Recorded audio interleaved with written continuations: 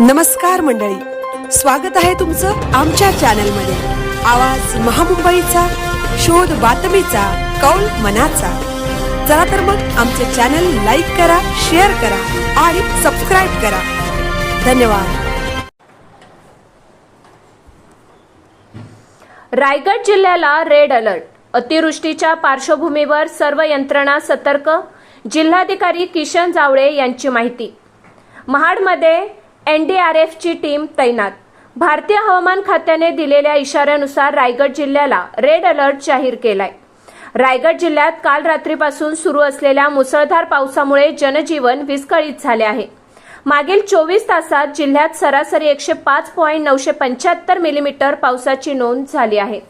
जिल्ह्याच्या दक्षिण भागातील म्हसळा, श्रीवर्धन, तळा, मानगाव आणि पोलादपूर तालुक्यांमध्ये सर्वाधिक पाऊस झाला आहे। यामध्ये म्हसळा तालुक्यात सर्वाधिक 169 मिलीमीटर पावसाची नोंद करण्यात आली आहे। हवामान विभागाने आज रायगड जिल्ह्यासाठी रेड अलर्ट जारी केला असून पुढील काही तासात अतिमुसळधार पाऊस पडण्याची शक्यता वर्तवली आहे। संभाव्य आपत्तीचा धोका लक्षात घेऊन जिल्हा प्रशासन पूर्णपणे सज्ज झाले आहे। नदीकाठच्या तसेच समुद्रकिनारी असलेल्या गावातील नागरिकांना सतर्कतेचा इशारा देण्यात आला असून आवश्यकतेनुसार त्यांना सुरक्षित ठिकाणी स्थलांतरित करण्यात आले आहे। जिल्हाधिकारी किशन जावळे यांनी माहिती देताना सांगितले की कोणत्याही आपत्कालीन परिस्थितीला सामोरे जाण्यासाठी सर्व यंत्रणांना सतर्क ठेवण्यात आले आहे। तसेच संभाव्य आपत्ती व्यवस्थापनासाठी महाड येथे एनडीआरएफची टीम तैनात करण्यात आली असून परिस्थितीवर प्रशासनाचे बारकाईने लक्ष आहे। आवाज महामुंबईचा चॅनेलसाठी धम्मशील सावंत, अलिबाग। सर, रायगड जिल्ह्यामध्ये मुसळधार पाऊस सुरू आहे आणि ज्या पद्धतीनं प्रशासन देखील अलर्ट मोडवर आहे, काय परिस्थिती आहे नेमकी पावसाची आणि कशा पद्धतीनं जिल्हा आपत्ती व्यवस्थापन यंत्रणा आणि एकूणच प्रशासन त्या विभागामध्ये कसं काम करत आहे?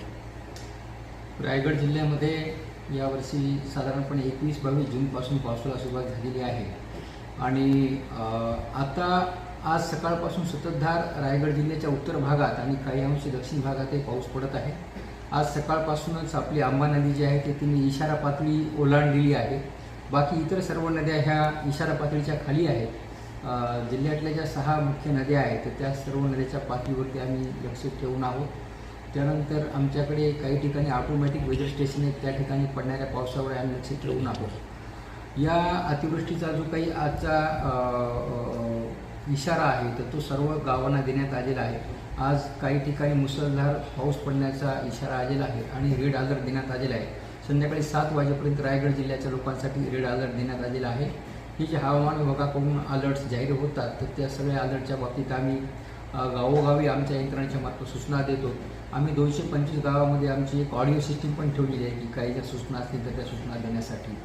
त्यानंतर अशा अतिवृष्टीमुळे किंवा सतत पावसामुळे दरडी कोसळण्याचा धोका असतो। आज सकाळी आंबेनळी घाटामध्ये छोटी दरड कोसळली होती, आम्ही तात्काळ ती दरड आम्ही दूर केलेली आहे आणि त्या ठिकाणचा रस्ता चालू केलेला आहे।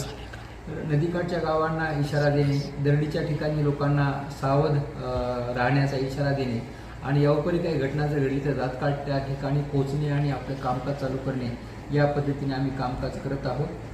जिल्ह्यातले जे काही दरडप्रवण गाव आहेत त्या गावामध्ये आम्ही आमचे पालक अधिकारी नेमलेले आहेत, ते अधिकारी त्या गावात राहून त्या गावाच्या परिस्थितीची आम्हाला सतत माहिती देत असतात। आम्ही सुद्धा आज रेड अलर्ट असल्यामुळे मुख्यालयी बसून आहोत। आम्ही कुठे दौऱ्यावरती जात नाहीत आणि इथून बसून सर्व परिस्थितीची पाहणी करतो आणि सर्व परिस्थितीवरती आम्ही नियंत्रण ठेवून कामकाज करतो। सर, एकूणच आपण पाहिलंय की यापूर्वीच्या घटनांचा जर पूर्व इतिहास पाहिला तर तळई असेल किंवा इर्शालवाडी असेल, यामध्ये खूप मोठ्या प्रमाणावर जीवितहानी झाली होती दरड कोसळून।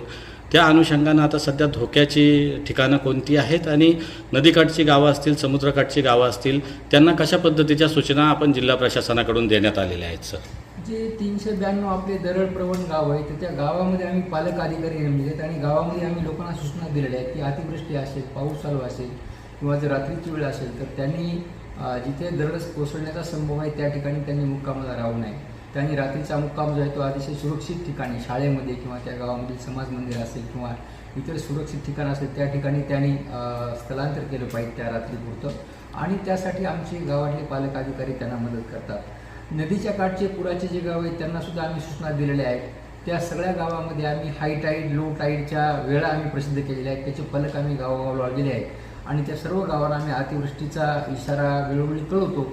म्हणून पूर येण्याचा संभव असेल किंवा अतिवृष्टी होऊन भरतीची वेळ असेल तर त्या ठिकाणी आमचे प्रवंज गाव आहे त्या गावचे सुद्धा लोक सावध राहतात आणि आम्ही त्यांना सातत्यानं सावध करत असतो. एकूणच रायगडची जनता असेल किंवा विद्यार्थी असतील यांच्यासाठी कशा पद्धतीचं संरक्षणात्मक संदेश आपल्याकडून एक जिल्हाधिकारी म्हणून असेल? आम्ही जनतेला वारंवार हवामान खात्याच्या जे काही सूचना आम्हाला मिळतात त्या प्रसारित करत आहोत. सोशल मीडियामध्ये करतो आणि विविध माध्यमातून आम्ही त्या प्रसारित करतोच. अतिवृष्टी असेल किंवा आदल्या दिवशी रात्री